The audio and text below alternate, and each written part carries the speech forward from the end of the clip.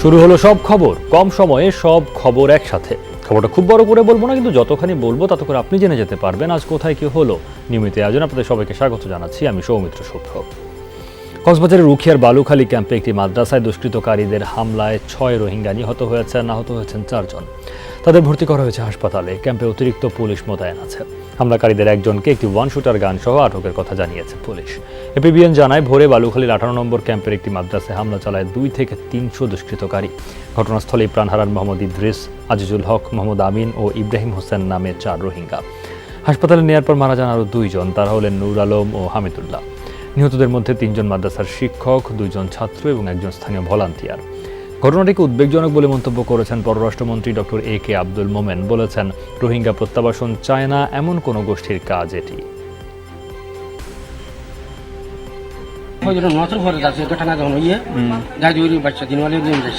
যে বিদ্রোহী সংগঠন আছে তাদের কথা না মানলে এবং তাদের বিরুদ্ধে আচরণ করলে সাধারণ জনগণকেও স্থানীয় জনগণকেও তারা আক্রমণ করে থাকে। তদন্ত চলছে, তদন্ত করার পর আপনাদেরকে বলা যাবে এটা কোন কারণে হয়েছে। খুব শীঘ্রই আমরা এটার সাথে যারা যারা যুক্ত ছিল সবাইকে আমরা আইনের আওতায় নিয়ে আসতে পারবো। অনেক লোক রিপার্টিশন চায় না, ফেরত যাক এটা চায় না, তাদের স্বার্থে আঘাত লাগে, তারা হয়তো এই অঘটন ঘটাচ্ছে। ড্রাগ এবং ওয়েপন সেইগুলো পুরোপুরি বন্ধ করার জন্য প্রয়োজনে গুলি ছাড়ানো উচিত। কক্সবাজার থেকে সহকর্মী নুরুল করিম রাসেল আমাদের সঙ্গে সরাসরি যোগ দিচ্ছেন। রাসেল, হত্যার ঘটনায় মামলা হয়েছে কিনা এবং ক্যাম্পের সার্বিক অবস্থা সম্পর্কেও জানতে চাই।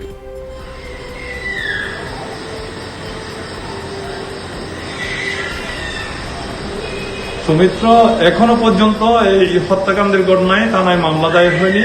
আমি এখন আছি উখিয়া থানা প্রাঙ্গণে। এখনো কিন্তু থানায় কোনো মামলা দায়ের হয়নি। আর এই যে একজন আটক রয়েছে আর্ম পুলিশ ব্যাটালিয়নের হাতে, তাকেও এখনো পর্যন্ত থানায় সুপর্দ করা হয়নি। তাকে আর্ম পুলিশ ব্যাটালিয়নের জিজ্ঞাসাবাদ চলছে। আর এদিকে যে ময়নাতদন্তের জন্য যে 6 জনকে কক্সবাজার সদর হাসপাতালে পাঠানো হয়েছিল, কিছুক্ষণ আগে তাদের ময়নাতদন্ত সম্পন্ন হয়েছে। তাদেরকে দাফনের জন্য ক্যাম্পে নিয়ে আসা হচ্ছে বলে আমরা জেনেছি। আর এই দাফন কাফনের পরেই মামলা দায়ের হবে বলে জানিয়েছে পুলিশ আমাদেরকে। আর সৌমিত্র, ক্যাম্পগুলোতে কিন্তু থমথম অবস্থা বিরাজ করছে আর নিহতের পরিবারের মাঝে আহাজারি চলছে। আর এদিকে বিকেলে আর্ম পুলিশ ব্যাটালিয়নের ডিআইজি তিনি ক্যাম্প পরিদর্শন করতে গিয়েছেন, সাথে উখিয়া থানা পুলিশ এবং আর্ম পুলিশ ব্যাটালিয়নের অধিনায়করা সাথে আছেন। তারা উখিয়ার বালুখালী ঘটনাস্থল পরিদর্শনে গিয়েছেন। সেখানে অতিরিক্ত পুলিশ, আর্ম পুলিশ ব্যাটালিয়ন এবং অন্যান্য আইন শৃঙ্খলা বাহিনী, র্যাব, তারা সেখানে টহল দিচ্ছেন এবং সেখানে সন্ত্রাসীদের গ্রেপ্তারে অভিযান চালানো হচ্ছে। ইতিমধ্যে সিআইডির ক্রাইম সিন টিম সেখানে বিভিন্ন তথ্য সংগ্রহ করেছে এবং সন্ত্রাসীদের গ্রেপ্তারের চেষ্টা চলছে।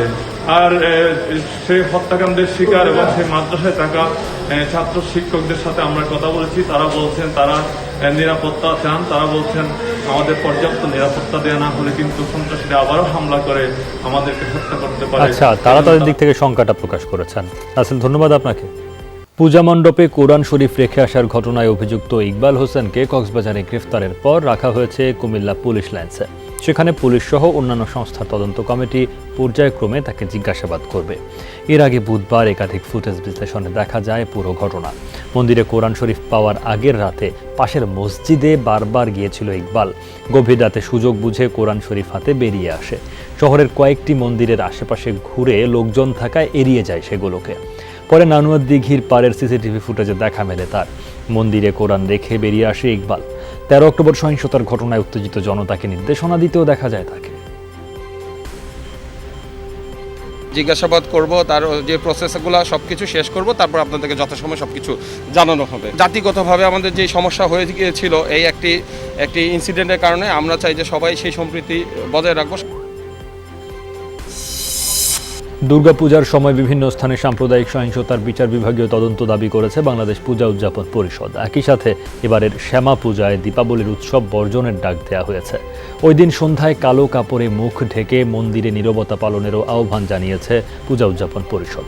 সকালে ঢাকেশ্বরী মন্দিরে সংবাদ সম্মেলনে এসব কথা জানানো হয়। পূজা উদযাপন পরিষদের সাধারণ সম্পাদক নির্মল কুমার চ্যাটার্জি বলেন, পূজা মণ্ডপে হামলা হতে পারে এমন তথ্য দিয়েও পুলিশ সেটা ঠেকাতে ব্যর্থ হয়েছে। সাম্প্রদায়িক সহিংসতার বিচার না হওয়ায় তৈরি হয়েছে আস্থার সংকট। ক্ষতিগ্রস্তদের ক্ষতিপূরণ, বিশেষ ট্রাইব্যুনালে প্রকৃত দোষীদের বিচার সহ বেশ কিছু দাবি তুলে ধরে পূজা উদযাপন পরিষদ। এবারের সমপূজার দীপাবলির উৎসব বর্জন করা হবে, কারণ মানুষের ভিতরে আনন্দ নাই। সে কারণে আমরা বলছি দীপাবলির উৎসব পুরোটাই আমরা বর্জন করব। কালী পূজার দিন 6টা থেকে 6টা 15 কালো কাপড় মুখে থেকে ঢেকে দর্শনার্থী এবং ভক্তরা স্ব মন্দিরে নীরবতা পালন করবে। সাম্প্রদায়িক সহিংসতা বন্ধে সরকার ব্যর্থ হলে দেশে বিপর্যয় নেমে আসতে পারে বলে শঙ্কা প্রকাশ করেছে বাংলাদেশ হিন্দু বৌদ্ধ খ্রিস্টান ঐক্য পরিষদ নেতারা। চট্টগ্রাম জেলা সৎসঙ্গ আয়োজিত মানববন্ধন ও প্রতিবাদ সমাবেশে এই শঙ্কার কথা জানান তারা। সহিংসতা প্রতিরোধে সবাইকে ঐক্যবদ্ধ হওয়ার আহ্বান জানান বক্তারা। সরকার জাতি ইতিমধ্যে উদ্যোগ গ্রহণ না করতে ব্যর্থ হয়, তাইলে বাংলাদেশের ভবিষ্যতে বিপর্যয় নেমে আসতে পারে। যদি ঐক্যবদ্ধভাবে এই সাম্প্রদায়িক হামলাকারীদের বিরুদ্ধে প্রতিরোধ করে তুলতে পারে, তবেই বিদ্যমান সংকট থেকে সংখ্যালঘু সম্প্রদায়ের মুক্তি হতে পারে। পূজা মণ্ডপে হামলায় জড়িত থাকার অভিযোগে চট্টগ্রামে 10 জনকে গ্রেফতার করেছে পুলিশ। এদের 4 জন ডাকসুর সাবেক ভিপি নুরুল হক নূরের নেতৃত্বাধীন যুব ও ছাত্র অধিকার আন্দোলনের নেতা। নগরীর বিভিন্ন স্থানে রাতভর অভিযান চালিয়ে তাদের গ্রেফতার করা হয়। পুলিশের দাবি, চট্টগ্রামের জে.এম. সেন হল পূজা মণ্ডপে হামলার ভিডিও ফুটেজ দেখে বেশ কয়েকজনকে শনাক্ত করা হয়। কয়েকদিন আগে গ্রেফতার একজন আদালতে 164 ধারায় স্বীকারোক্তিমূলক জবানবন্দি এবং সহযোগীদের ব্যাপারে তথ্য দেয়। সে অনুযায়ী বৃহস্পতিবার রাতে 10 জনকে গ্রেফতার করে কোতোয়ালি থানা পুলিশ। এদের মধ্যে ছাত্র যুব অধিকার পরিষদ চট্টগ্রাম মহানগর শাখার আহ্বায়ক নাসির, সদস্য সচিব মিজানুর রহমানও আছেন। সরকারের মদদেই দেশের বিভিন্ন স্থানে সাম্প্রদায়িক হামলার ঘটনা ঘটানো হচ্ছে বলে মন্তব্য করেছেন বিএনপি মহাসচিব মির্জা ফখরুল ইসলাম আলমগীর।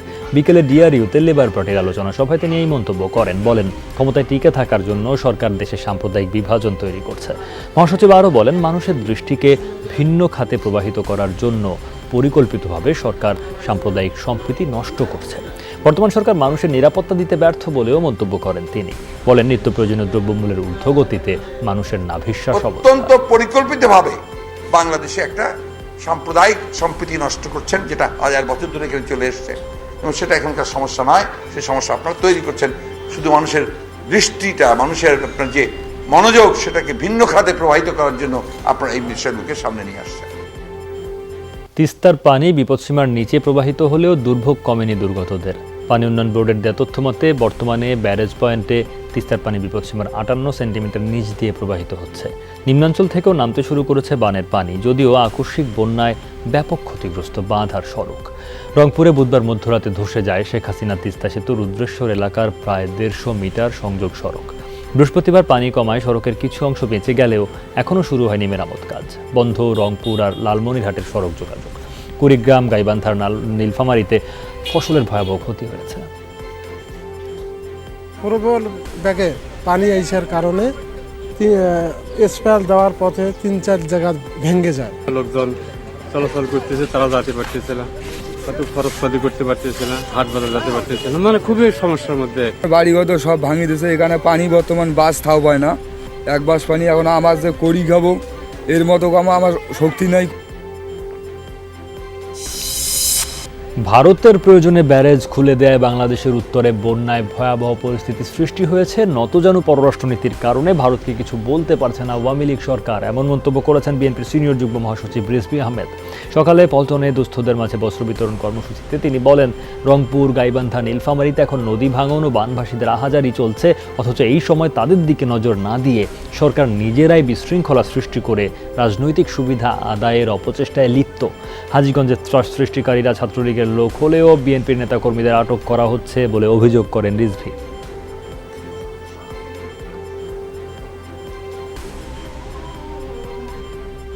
এই অসময়ে, এই অক্টোবর মাস শেষ পর্যায়ে, এই সময় কখনো বন্যা হয় না, অথচ বাংলাদেশের নীলফামারী তলিয়ে যাচ্ছে। বাংলাদেশের কুড়িগ্রাম, লালমনিরহাট, রংপুর, তার নিম্ন অঞ্চল এখন প্লাবিত। এটা আপনার নতজানু নীতির কারণেই এগুলো হচ্ছে। তালেবানকে সন্ত্রাসী তালিকা থেকে বাদ দিতে প্রস্তুত রাশিয়া। গোষ্ঠীটির প্রতিনিধি দলের সাথে বৈঠকের পর বৃহস্পতিবার এই ঘোষণা দিলেন প্রেসিডেন্ট ভ্লাদিমির পুতিন। এদিকে প্রথমবারের মতো কাবুল সফর করছেন পাকিস্তানের পররাষ্ট্রমন্ত্রী। জানান শিগগিরই প্রতিবেশীর সাথে স্বাভাবিক হবে ভিসা, বাণিজ্য এবং সীমান্ত সুরক্ষা। তবে তালেবান গঠিত সরকার এখনই পাবে না অনুমোদন। দাবানলের ঘটনায় জড়িত থাকার অপরাধে 24 জনের মৃত্যুদণ্ড কার্যকর করল সিরিয়ার সরকার। বুধবার তাদের ফাঁসি দেয়া হয়। দেশটির বিচার মন্ত্রণালয় জানিয়েছে মৃত্যুদণ্ডপ্রাপ্তরা সরকারি অবকাঠামো এবং সম্পদের অপূরণীয় ক্ষতির জন্য দায়ী। সন্ত্রাসী কর্মকাণ্ডে তারা দোষী সাব্যস্ত হন। দাহ্য পদার্থ ব্যবহার করে রাষ্ট্রীয় অবকাঠামো, সরকারি ও ব্যক্তিগত সম্পত্তির ক্ষতি করেছে তারা, এমনটি দাবি বিচার মন্ত্রণালয়ের। দাবানলে জড়িত থাকায় আরও 11 জনকে যাবজ্জীবন কারাদণ্ড দেওয়া হয়েছে। এছাড়া 5 নাবালককে একই অভিযোগে 10 থেকে 20 বছরের কারাদণ্ড শোনানো হয়। ইসরায়েলের গোয়েন্দা সংস্থা মোসাদের হয়ে গুপ্তচর বৃত্তির অভিযোগে 15 জনকে আটক করেছে তুরস্ক। দেশের গোয়েন্দা সংস্থা এমআইটির অভিযানে তাদের আটক করা হয়। কর্তৃপক্ষ জানায় আটক ব্যক্তিরা 3টি সেলে বিভক্ত হয়ে ইসরায়েলের জন্য গোপন তথ্য সংগ্রহ করছিল। তারা তুরস্কে বসবাসকারী ফিলিস্তিনি শিক্ষার্থী এবং তুর্কি উচ্চপদস্থ কর্মকর্তাদের গোপন তথ্য সংগ্রহ করত। এমনকি দেশটিতে বাস করা ফিলিস্তিনি ও সিরীয় নাগরিকদের মধ্য থেকে অর্থের বিনিময়ে এজেন্টও সংগ্রহ করত তারা। টি-20 বিশ্বকাপের খবর। পাপুয়া নিউগিনিকে 84 রানে হারিয়ে সুপার 12 নিশ্চিত করেছে বাংলাদেশ। সাকিব মাহমুদুল্লাহর ব্যাটে 181 রানের বড় সংগ্রহ পায় বাংলাদেশ। জবাবে সাকিবের 4 উইকেট শিকারে 97 রানে থামে পাপুয়া নিউগিনির ইনিংস। সুপার 12 নিশ্চিতের ম্যাচে শুরুতেই উইকেট হারায় বাংলাদেশ। দ্বিতীয় উইকেটে 50 রানের জুটি করে শুরুর ধাক্কায় সামাল দেন লিটন দাস ও সাকিব আল হাসান। সাকিব 46 রানে ফিরলেও ক্যারিয়ারের ষষ্ঠ 50 তুলে ফেরেন অধিনায়ক মাহমুদুল্লাহ। শেষ পর্যন্ত 181 রানের সংগ্রহ পায় টাইগাররা। জবাবে বাংলাদেশের বোলিং তোপে পড়ে পাপুয়া নিউগিনি। সাকিব আল হাসানের 4 উইকেট শিকারে 97 রানে থামে পিএনজির ইনিংস।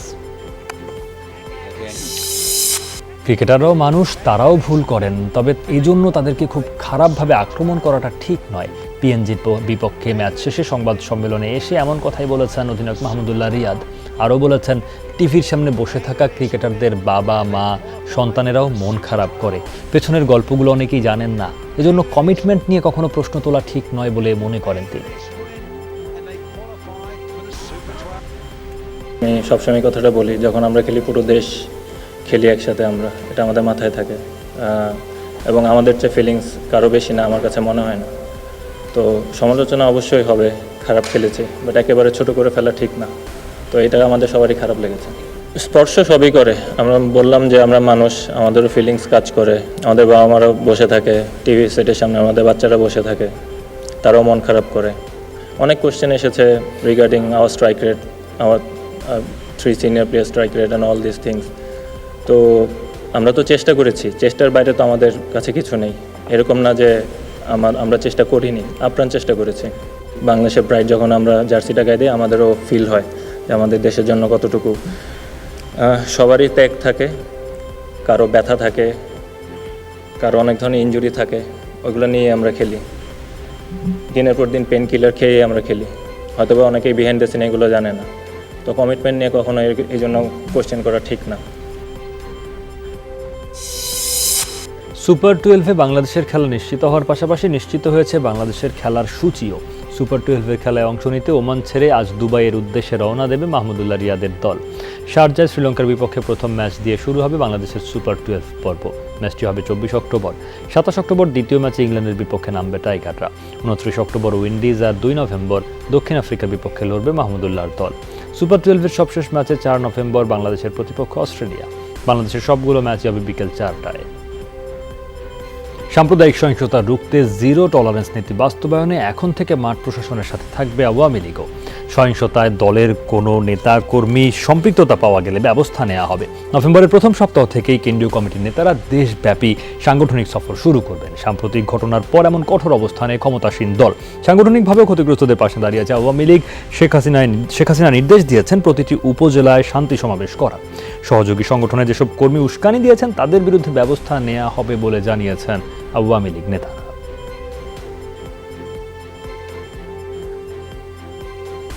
বঙ্গবন্ধু শেখ হাসিনা রাষ্ট্র পরিচালনার ক্ষেত্রেও অসাম্প্রদায়িক নীতির প্রশ্নে কখনো কোনোদিন আপোষ করেন নাই এবং এই হামলা খবর পাওয়ার সাথে সাথেই যারা এই ঘটনার সাথে জড়িত তাদেরকে চিহ্নিত করার জন্য তিনি নির্দেশনা দিয়েছেন। তাদের বিরুদ্ধে সুনির্দিষ্ট মামলা হয়েছে, গ্রেপ্তার করা হয়েছে। তার পাশাপাশি ক্ষতিগ্রস্তদের পাশে তিনি সরকার এবং আমাদের সংগঠন বাংলাদেশ আওয়ামী লীগকে তিনি নির্দেশনা দিয়েছেন। একটি চক্র দেশকে আফগানিস্তান বানাতে চায়, তাদের চিহ্নিত করে আইনের আওতায় আনতে হবে বলে জানিয়েছেন স্থানীয় সরকার মন্ত্রী তাজুল ইসলাম। দুপুরে নীলফামারীর সৈয়দপুর পৌরসভার কমিউনিটি সেন্টার উদ্বোধনী অনুষ্ঠানে মন্ত্রী একথা জানান। তাজুল ইসলাম বলেন, সোনার বাংলা গড়তে সকল ধর্ম বর্ণের মানুষের মধ্যে সম্প্রীতি বজায় রাখতে হবে। কোনো ধর্মকে আঘাত করার কথা ইসলাম ধর্মে বলা হয়নি বলেও জানান তিনি।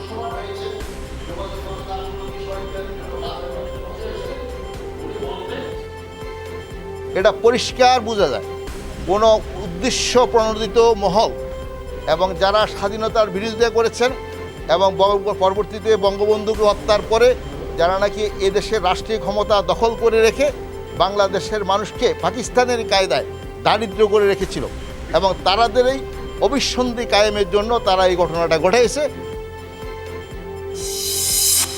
সরকার সংখ্যালঘুদের নিরাপত্তা দিতে ব্যর্থ হয়েছে। মণ্ডপে হামলা ও সহিংসতা পূর্ব পরিকল্পিত হলেও ব্যবস্থা নিতে ব্যর্থ হয়েছে গোয়েন্দা ও আইন শৃঙ্খলা বাহিনী, এমন অভিযোগ করেছেন জাতীয় পার্টির চেয়ারম্যান GM কাদের।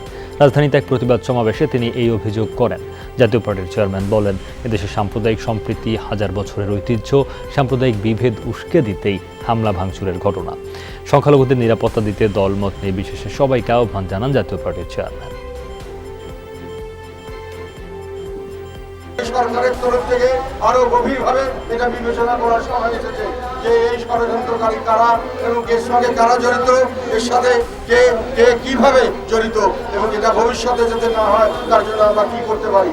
কেন আইন শৃঙ্খলা রক্ষাকারী বাহিনী এটাকে সঠিকভাবে ধরতে পারলো না, এটাকে বন্ধ করতে পারলো না। সরকারকে এগিয়ে আসতে হবে অথবা সরকারকে এর দায় নিতে হবে।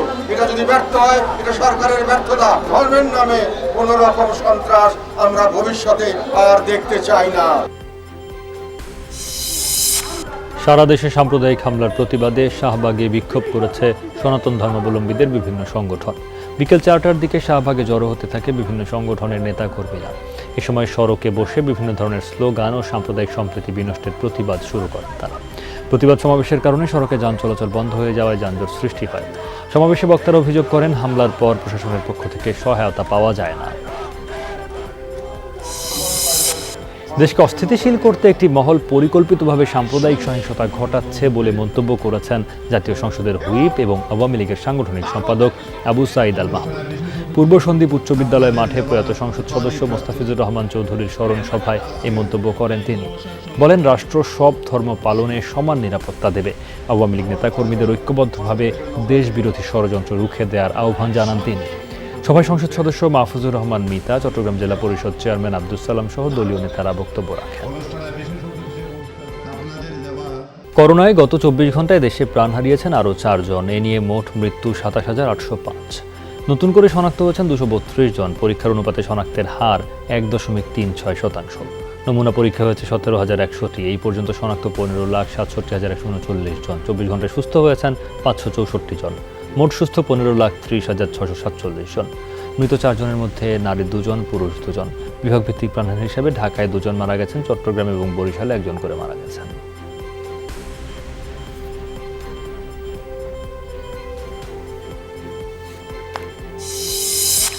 করোনা মহামারীতে সারা বিশ্বে 80,000 থেকে 1,80,000 স্বাস্থ্যকর্মী মৃত্যুবরণ করেছেন। বৃহস্পতিবার বিশ্ব স্বাস্থ্য সংস্থা জানায় উদ্বেগজনক এই তথ্য। 2020 সালের জানুয়ারি থেকে চলতি বছরের মে মাস পর্যন্ত রেকর্ড করা হয়েছে প্রাণহানির এই হিসাব। ধারণা করা হয় বিশ্বজুড়ে বর্তমানে 10.5 কোটি চিকিৎসক, গবেষক, স্বাস্থ্যকর্মী কাজ করছেন। WHO প্রধান তেদ্রোস আধানম বলেন, টিকা প্রদানের ক্ষেত্রে স্বাস্থ্যকর্মীদের সব দেশে অগ্রাধিকার দেওয়া উচিত।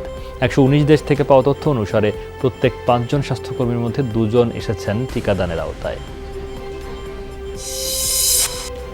বিশ্বের 46 দেশের পর্যটকদের সুখবর শোনালো থাইল্যান্ড। করোনা ভ্যাকসিনের 2 ডোজ টিকা নিশ্চিত করলে থাকতে হবে না কোয়ারেন্টাইনে। বৃহস্পতিবার দেশটির প্রধানমন্ত্রী প্রায়ুত চ্যান-ও-চা জানান, করোনার সংক্রমণ কম বিশ্বের এমন 46 দেশের পর্যটকরা পাবেন এই সুযোগ। তবে এই তালিকা নিয়ে বাংলাদেশ। আগামী 1 নভেম্বর থেকে কার্যকর হবে নতুন সিদ্ধান্ত। 2 ডোজ টিকা নেওয়া থাকলেও ভ্রমণের আগে করোনার নেগেটিভ সনদপত্র দেখাতে হবে। কয়েক মাস আগেও মহামারীর প্রকোপে বিপর্যস্ত ছিল থাইল্যান্ড। সংক্রমণের লাগাম টানতে বিদেশিদের ভ্রমণে কড়াকড়ি আরোপ করা হয়। বর্তমানে সংক্রমণের হার কিছুটা কমে আসায় বিধিনিষেধে শিথিলতা এনেছে থাইল্যান্ড, কারণ দেশটির আয়ের বড় একটা অংশই আসে পর্যটন খাত থেকে। কোভিডের ধাক্কা সামলাতে তাই নতুন নতুন সিদ্ধান্ত নেওয়া হচ্ছে। টানা বৃষ্টি, বন্যা, ভূমিধসে ভারত ও নেপালে 200-র কাছাকাছি মানুষ প্রাণ হারিয়েছেন। দেশগুলোর দুর্যোগ ব্যবস্থাপনা মন্ত্রণালয় নিশ্চিত করেছে এই তথ্য। নেপালের স্বরাষ্ট্র মন্ত্রণালয়ের তথ্য অনুসারে পার্বত্য এলাকাগুলোয় ভূমিধসের কারণে শতাধিক প্রাণহানি রেকর্ড করা হয়েছে। বন্যা, ভূমিধসে বিপর্যস্ত দেশটির দুর্গম পাহাড়ি এলাকা। এখনও নিখোঁজ কমপক্ষে 30 জন। প্রত্যেক নিহতের পরিবারকে $1700 ক্ষতিপূরণ দেওয়ার ঘোষণা দিয়েছে সরকার। গেল দুদিনে দেশটিতে রেকর্ড বৃষ্টিপাত হয়েছে। এদিকে গেল শুক্রবার ভয়াবহ পরিস্থিতি দেখেছে ভারতের কেরালা। রেকর্ড বৃষ্টিপাতের কারণে দক্ষিণের রাজ্যটিতে হচ্ছে প্রবল বন্যা ও ভূমিধস। প্রাণ হারিয়েছেন 42 জন। সরকারি হিসাব অনুসারে 1600-র বেশি ঘরবাড়ি ক্ষতিগ্রস্ত।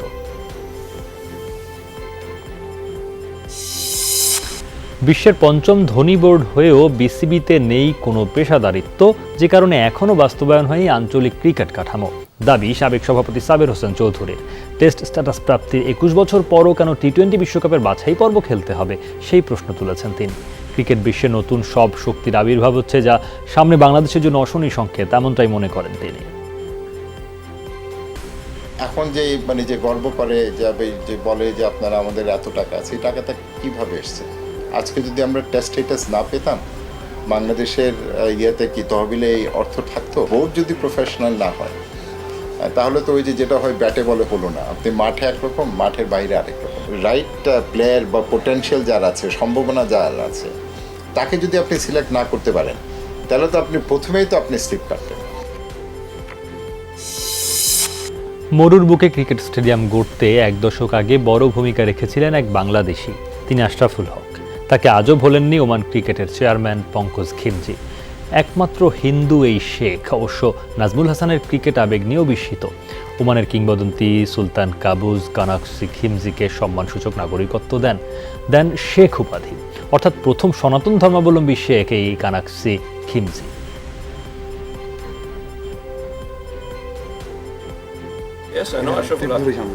আশরাফুল ওমান ক্রিকেটের সবচেয়ে বড় শুভাকাঙ্ক্ষীদের একজন। যখন এসিসিতে যোগ দেই, আমরা যাতে পর্যাপ্ত ম্যাচ খেলতে পারি সেটা তিনি নিশ্চিত করেছেন। এমনকি এই মাঠের উদ্বোধনী অনুষ্ঠানেও তিনি ছিলেন। এসিসিতে আমরা তাকে মিস করছি। মাঠে চিরপ্রতিদ্বন্দ্বী হলেও পাকিস্তানে অনেক ভারতীয় ক্রিকেট খেলোয়াড়ের ভক্ত আছেন। সংবাদ মাধ্যমকে দেয়া সাক্ষাৎকারে এমনটাই জানান সাবেক পাকিস্তানি ফাস্ট বোলার শোয়েব আখতার। তিনি জানান, বিরাট কোহলি পাকিস্তানের অনেক ভক্তের কাছেই কিংবদন্তি। সেই সাথে রোহিত শর্মাকে ভারতের ইনজামাম বলে মনে করেন পাকিস্তানের ক্রিকেট ভক্তরা। নিজের ক্যারিয়ারে ভারতীয় ক্রিকেটারদের প্রতি কোনো হিংসাত্মক মন্তব্য করেননি বলেও দাবি করেছেন শোয়েব আখতার। সেই সাথে তার অনেক ভারতীয় ভক্ত আছে বলেও জানান তিনি। 3 জেলায় সড়ক দুর্ঘটনায় 5 জন মারা গেছেন। এর মধ্যে ফেনীতেই মৃত্যু হয়েছে 3 জনের। ভোরে ফেনীর মুহুরীগঞ্জে পিকআপ নিয়ন্ত্রণ হারিয়ে গাছের সাথে ধাক্কা লাগে ঘটনাস্থলেই চালক এবং 2 হেলপারের মৃত্যু হয়। তাদের বাড়ি গোপালগঞ্জ এবং মাদারীপুরে। চালকের বেপরোয়া গতির কারণে এই দুর্ঘটনা বলে ধারণা করছে পুলিশ। গাজীপুরের শ্রীপুরে দ্রুতগতির একটি কাভার্ড ভ্যান চাপায় 4 বছর বয়সী এক শিশুর মৃত্যু হয়েছে।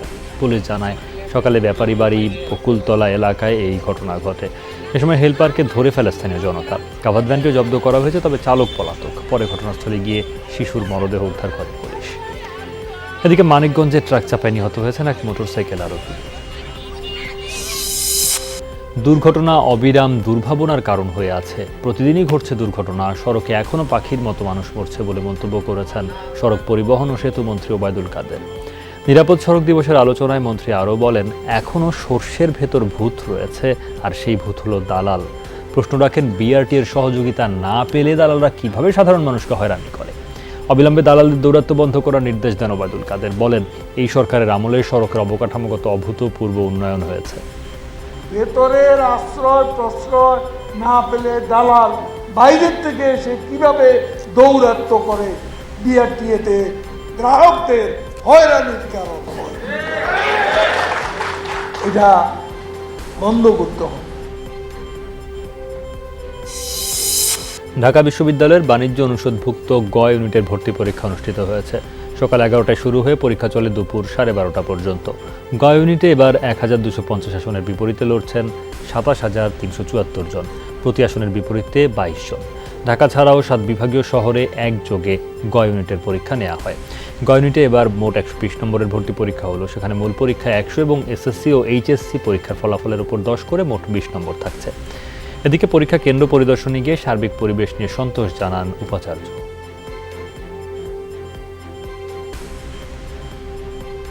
ভালো ছিল, আজকে সহজ হয়েছে কোশ্চেন।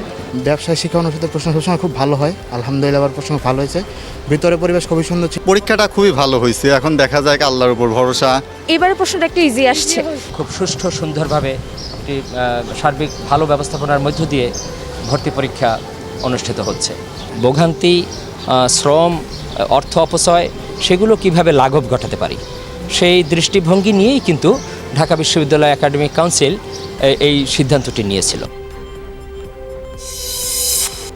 সরকারি নিষেধাজ্ঞা অমান্য করে ইলিশ শিকার আর বিক্রির হাট বসছে পদ্মা মেঘনার চরাঞ্চলে। কাশফুল দেখার নামে পর্যটকরা রীতিমতো ইলিশের বনভোজন সারছেন তীরবর্তী এলাকাগুলোয়। নদীর চরে অস্থায়ী আড়ত বানিয়ে মোবাইলে চলছে বেচাকেনা। নানা উপায়ে এসব জায়গায় পৌঁছে যাচ্ছেন রসনাবিলাসীরা। নজরদারির অভাবে নদী এবং চরগুলো এখন ইলিশ বিনাশীদের উৎসব কেন্দ্র। নিরুপায় কর্তারা দায় সারছেন অসহায় আহ্বান আর হুঁশিয়ারি বার্তা দিয়ে। মাও জাটকা ইলিশ রক্ষায় সার্বক্ষণিক নৌটহল এবং স্থায়ী নজরদারির কথা জানিয়েছে প্রশাসন।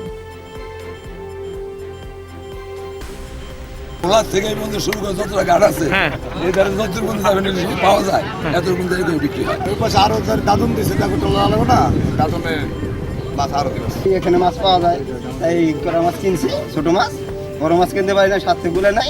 নদীর পাড়ের সাইড দিয়ে অকশন মিলে আছে ঘাসের মধ্যে, ওই বেহারিতে কিনতে আছে, ঈশ্বরের মধ্যে বেহারিতে কিনতে আছে মাছ, সমস্যা নেই। নদীতে মাছ ধরেছে তাদেরকে বিভিন্ন মেয়াদে কারাদণ্ড প্রদান করা হয়েছে। আমরা দুটো স্পটে ইতিমধ্যে সেই অস্থায়ী স্থাপনাগুলোকে আমরা গুড়িয়ে দিয়েছি। আমরা কারেন্ট জাল পেয়েছি, সেই কারেন্ট জালগুলোকে আমরা জব্দ করেছি। যমুনা ফিউচার পার্কে আগামীকাল শুরু হতে যাচ্ছে হুরাইন ফেব্রিক্স এক্সপো 2021। 26 অক্টোবর পর্যন্ত চলবে এই আয়োজন। 4 দিন ব্যাপী এই এক্সপো যমুনা ফিউচার পার্কের লেভেল 7 এ হুরাইন ফেব্রিক্স লাইব্রেরিতে প্রতিদিন সকাল 10টা থেকে বিকেল সন্ধ্যা 6টা পর্যন্ত চলবে। উন্নত মানের বিভিন্ন ধরনের পোশাক গ্রাহকের সামনে তুলে ধরতে এই আয়োজন। এই প্রদর্শনী থেকে গ্রাহক তার পছন্দ অনুযায়ী কাপড় ক্রয় করতেও পারবেন।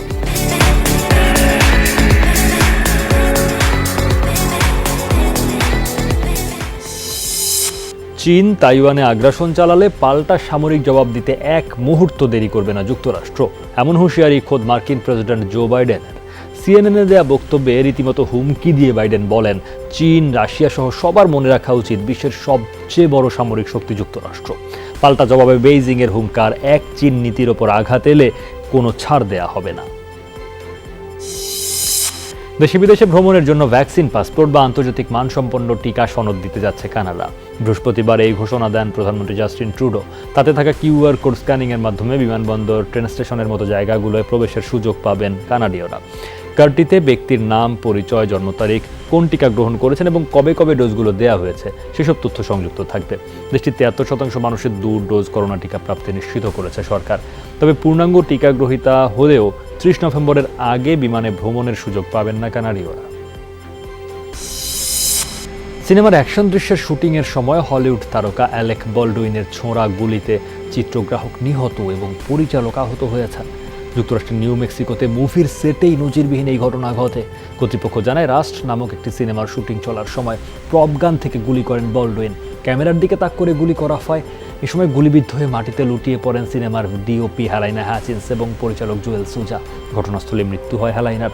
সিনেমার শুটিংয়ে সাধারণত প্রপগান ব্যবহৃত হয়, যেগুলো আসল আগ্নেয়াস্ত্রের আদলে তৈরি, তবে এসব গান থেকে গুলি বের হওয়ার ঝুঁকি থাকে না। কিন্তু এক্ষেত্রে কেন গুলি বের হলো কিংবা প্রপগানের আদলে তার বদলে আসল আগ্নেয়াস্ত্র রাখা হয়েছিল কিনা তাই নিয়ে সৃষ্টি হয়েছে বিতর্ক। বিষয়টি নিয়ে তদন্ত শুরু করেছে কর্তৃপক্ষ। ফিফার র্যাঙ্কিংয়ে 2 ধাপ এগিয়ে 187 নম্বরে এসেছে বাংলাদেশ। এই খবর প্রকাশিত হয়েছে ফিফার ওয়েবসাইটে। মালদ্বীপে অনুষ্ঠিত সাফ চ্যাম্পিয়নশিপে শ্রীলঙ্কার বিপক্ষে জয় এলেও ভারতের সঙ্গে ড্র করেছিল বাংলাদেশ। পরে স্বাগতিক মালদ্বীপের বিপক্ষে হার এবং নেপালের বিপক্ষে ড্রয়ের ফলে টুর্নামেন্ট থেকে ছিটকে যায় জামাল ভুঁইয়ার দল। শীর্ষ 2 স্থান ধরে রেখেছে বেলজিয়াম ও ব্রাজিল। আর্জেন্টিনা আছে 6 নম্বরে, 1 ধাপে এগিয়ে 3 নম্বরে উঠে এসেছে বিশ্ব চ্যাম্পিয়ন ফ্রান্স। র্যাঙ্কিংয়ে 4 নম্বরে অবস্থান করছে সর্বশেষ ইউরোজয়ী ইতালি। 2 ধাপ পিছিয়ে 5-এ নেমে গেছে ইংল্যান্ড। ঈশ্বরদীর রূপপুর এখন মিনি রাশিয়া। প্রকল্প বাস্তবায়নে 5000-এর বেশি রাসায়ন থাকায় বদলে গেছে সেখানকার হাট, বাজার, দোকানপাট। বাংলার পাশাপাশি প্রতিটি দোকানেই রুশ ভাষায় লেখা সাইনবোর্ড। সেলুন থেকে বিপণী বিতান কিংবা রেস্তোরাঁ, সবখানে রুশ হরফ দেখে বিভ্রান্ত হতে পারেন কোথায় আছেন, বাংলাদেশ না রাশিয়া। এমনকি আবাসিক এলাকা, রেস্টুরেন্ট কিংবা চায়ের আড্ডা, সবখানে স্বতঃস্ফূর্ত উপস্থিতি রাশিয়ানদের। দোকানিদের সাথে তারা যেমন কথা বলছেন বাংলায়, ঠিক তেমনি অনেক দোকানিও আয়ত্ত করেছেন রাশিয়ান ভাষা। স্থানীয়দের কেউ কেউ যে লিখতেও শিখেছেন তারই প্রমাণ ওই সাইনবোর্ডগুলো। দায়িত্বশীলরা উচ্ছ্বসিত চোখের সামনে বদলে যাওয়া রূপপুর দেখে। তাদের হিসাব করে আমাদের হিসাব করে বেচা কিনা করি। আমি ভাষাটুকু আয়ত্ত করতে পারছি, আমি ভাষা বুঝি এবং বলতে পারি। মনে হয় যে ওরা রাশিয়ানদের এলাকা হয়ে গেছে। এটা রূপপুর প্রকল্পের কারণে আমাদের এই শাহপুরের এই এলাকাটা আমাদের কাছে দেখে মনে হয় যেন এক টুকরো রাশিয়া। ওদের সাথে চলাফেরা করতে গেলে অনেক ভালো লাগে আমাদের। কালচার আত্মস্থ করলাম এবং ডেফিনেটলি সেটা আমাদেরকে সমৃদ্ধ করছে। কোনো ওয়ার্কার এবং সাইকেলে আসে না, most of the worker bike আছে, বাইকে আসে। এবং রাশিয়ানরা বলছিল যে সেই ওয়ার্কার যেদিন পাওয়ার প্ল্যান্ট কনস্ট্রাকশন শেষ হবে দেখবেন কতিপয় ওয়ার্কারের গাড়ি হবে 4 চাকা। চলতি অর্থ বছরের সেপ্টেম্বরে দেশের সার্বিক মূল্যস্ফীতি বেড়েছে 5.6%। আগস্ট এবং জুলাইয়ে ছিল যথাক্রমে 5.54 এবং 5.36%। বাংলাদেশ পরিসংখ্যান ব্যুরোর এক প্রতিবেদনে এই তথ্য উঠে এসেছে। বৃহস্পতিবার বিবিএস এই প্রতিবেদন প্রকাশ করে। এতে দেখা যায় এই সময় খাদ্য এবং খাদ্য বহির্ভূত উভয় খাতেই মূল্যস্ফীতি বেড়েছে। গত মাসে ভোক্তা পর্যায়ে মূল্যসূচকও বেড়েছিল। সেপ্টেম্বরে খাদ্যপণ্য ছাড়া অন্যান্য পণ্যে মূল্যস্ফীতি বেড়েছে 6.19%, যা আগস্টে খানিকটা কম ছিল। পোলট্রি বাজারের উত্তাপ বেড়েই চলেছে। কয়েকদিনের ব্যবধানে কেজিতে 60 থেকে 70 টাকা বেড়েছে ব্রয়লারের দাম। 500 টাকার নিচে মিলছে না দেশি মুরগি। এই নৈরাজ্যের জন্য ফিডের সিন্ডিকেটকে দুষছেন ব্যবসায়ীরা, জানালেন সরবরাহ স্বাভাবিক। এদিকে সুখবর নেই মাছ বাজারে। আমরা সাধারণ ক্রেতারা আসলে কিছু করার নাই, মনে করেন যে বাজারের দাম যখন উদ্যোগতি হয় তখন উদ্যোগতিতে কিনতে হয়। তো আমরা কি করে, আমরা হলো কিনার উপর আমাদের বেচা। মানে ইলিশ মাছ না থাকাতে একটু দাম বাড়ছিল, এখন আবার আজকে এই সপ্তাহে ওইটা কমে গেছে, ওইটা নাই। আমি ইলিশ মাছ আয় করতেছে না, মাত্র 4-5 দিন বাকি আছে। কোনোটা মাছ 10 টাকা বাড়ছে, কোনোটা 20 টাকা বাড়ছে, এটা বাড়া বলে না। অন্য অন্য নিত্য প্রয়োজনীয় জিনিস যেভাবে বাড়ছে ওই হিসাব করলে মাছের দাম বাড়েই নেই। সুনামগঞ্জের নৌপথে নামে বেনামে চলছে চাঁদাবাজি। চাঁদা না দিলে মারধর সহ নির্যাতনে বেছে নেওয়া হচ্ছে নানা উপায়। অভিযোগ, প্রভাবশালী নেতারা তাদের লোকজন দিয়ে টাকা তুলছেন ইচ্ছে মতো। মানা হচ্ছে না উচ্চ আদালতের নির্দেশনাও। যদিও পুলিশের দাবি তাদের কঠোর নজরদারিতে কমেছে চাঁদাবাজি। পুলিশ বলছে নৌপথে চাঁদাবাজি বন্ধে তারা জিরো টলারেন্স অবস্থানে। নৌযান শ্রমিকদের তথ্য, সীমান্ত ঘেঁষা জাদুকাটা সহ সুরমা, আবুয়া, রক্তি, কালনি ও ধোপাজান নদীতে চলে চাঁদাবাজির মহোৎসব। এদের স্থানীয় ফুলাপান জোর বেশি, তাদের ক্ষমতা বেশি, আমরা অবশ্যই দেওয়া লাগে। যদি না দিই তাহলে এরা মাইদুর করে। অন্য কোথায় দেখছেন সম্ভবত? আমার মনে হয় না আমার এখানে, আমার ঘাটে হয় না। আমার ঘাটে এই ধরনের কোনো ধরনের ইয়ে হয় না। যারা এগুলি বলে ঠিক না, জিনিসটা ঠিক না। আমার কোনোদিনও আমি এইসব ব্যাপারে এগুলিতে আমি কখনো ইনভলভ না। আগামী দিনগুলোতে এই জায়গাগুলো স্থায়ীভাবে এমন ব্যবস্থা নিতে পারে কিনা যাতে কোনো রকম বৈধ হোক অবৈধ হোক চাঁদাবাজি যাতে একেবারে বন্ধ হয়ে যায়। নকল, ভেজাল প্রসাধনী উৎপাদন ও বাজারজাতের বিরুদ্ধে অভিযান চালিয়ে 4 জনকে আটক, একটি কারখানা সিলগালা করে দিয়েছে ঢাকা মহানগর গোয়েন্দা পুলিশ। সকালে রাজধানীর কামরাঙ্গীরচর এলাকায় অভিযান পরিচালনা করা হয়। কর্মকর্তারা জানান, কামরাঙ্গীরচরের খলিফা গেট এলাকার একটি আবাসিক এলাকায় গত কয়েক মাস ধরে এই কারখানাটি পরিচালনা করে আসছিল জয়নাল নামের এক ব্যক্তি। এখানে নকল ও ভেজাল প্রসাধনী তৈরির পর সেগুলো বিভিন্ন নাম করা ব্র্যান্ডের মোড়কে বাজারজাত করা হতো। কারখানায় অভিযান চালিয়ে প্রসাধনী তৈরির বিপুল পরিমাণ উপকরণ ও তৈরিকৃত প্রসাধনী জব্দ করা হয়। এর সঙ্গে জড়িত থাকার দায়ে কারখানা মালিক সহ 4 জনকে আটক করে গোয়েন্দারা। জয়নাল যে প্রস্তুত করে, এখানে কোনো কেমিস্ট নাই, কোনো ল্যাবরেটরি নাই, কোনো বৈজ্ঞানিক কোনো পরীক্ষার কিছুই নাই। সে এটা হাতুড়ে পদ্ধতিতে তৈরি করে। এটা মানুষের ত্বক, চুল বা শরীরের বিভিন্ন অর্গানের জন্য ক্ষতিকর, মারাত্মক ক্ষতিকর। মুক্তিপণ না দিলে হাইতিতে শিশুসহ 17 মার্কিন মিশনারিকে খুনের হুমকি দিল অপহরণের সাথে জড়িত গোষ্ঠী 400 মায়োজো গ্যাং। অপরাধী চক্রের হোতা একটি ভিডিও বার্তা প্রকাশ করে জানায়, $1,70,00,000 মুক্তিপণ দ্রুত হস্তান্তর করতে হবে। দাবিকৃত মুক্তিপণ না পেলে অপহরণকৃতদের হত্যার হুমকি দেওয়া হয়েছে। কর্তৃপক্ষ জানায়, অপরাধী চক্রটির সাথে এরই মধ্যে কয়েক দফা আলোচনা হয়েছে। নিরাপত্তা বাহিনীর পরামর্শে অপহরণকারীদের সাথে দর কষাকষি করছে স্বেচ্ছাসেবী সংস্থা ক্রিশ্চিয়ান এইড মিনিস্ট্রি। অপহরণের প্রতিবাদে বিক্ষোভ জড়িয়েছে হাইতি জুড়ে। অপহৃতদের মধ্যে 16 মার্কিন ও 1 জন কানাডার নাগরিক। কয়েক বছর ধরেই হাইতিতে বেড়েছে অপহরণের ঘটনা। এক রাত হাসপাতালে কাটানোর পর উইন্ডসর ক্যাসেলে ফিরলেন ব্রিটিশ রানী দ্বিতীয় এলিজাবেথ। বৃহস্পতিবার তথ্যটি নিশ্চিত করে বাকিংহাম প্যালেস। বিবৃতিতে বলা হয়, নিয়মিত স্বাস্থ্য পরীক্ষার জন্য তিনি লন্ডনের কিং এডওয়ার্ড হাসপাতালে ভর্তি ছিলেন, তবে তিনি করোনা আক্রান্ত নন এমনটা নিশ্চিত করা হয়েছে। বর্তমানে স্থিতিশীল 95 বছরের রানীর শারীরিক অবস্থা, তবে চিকিৎসকদের পরামর্শ অনুযায়ী কিছুদিন ব্যস্ত শিডিউল থেকে ছুটি নেবেন, থাকবেন বিশ্রামে। এই কারণেই বাতিল করা হয়েছে তার উত্তর আয়ারল্যান্ড সফর। গেল সপ্তাহে জনসম্মুখে লাঠিতে ভর দিয়ে হাঁটতে দেখা যায় ব্রিটিশ রানীকে। 2013 সালের পর বুধবার এক রাতের জন্য তিনি ছিলেন হাসপাতালে ভর্তি। 1008 ম্যাচে কোচিং করানোর পর প্রথমবারের মতো 6 গোল হজম করল রোমার কোচ হোসে মরিনিও। ইউরোপের তৃতীয় সেরা প্রতিযোগিতা ইউরোপা কনফারেন্স লিগে ম্যাচের প্রথমার্ধে 2টি এবং বিরতির পর 4টি গোল হজম করে মরিনিও রোমা। যদিও বিরতির পর 3টি পরিবর্তন আনেন মরিনিও, তারপর ম্যাচে ফিরতে পারেনি রোমা, ফলে 6-0 গোলে জিতে নরওয়ের ক্লাব বোদো। ম্যাচ শেষে মরিনিও জানিয়েছেন, হারের দায় পুরোটাই তাঁর। এই ছিল সব খবরে। এতক্ষণ সাথে থাকার জন্য ধন্যবাদ সবাইকে।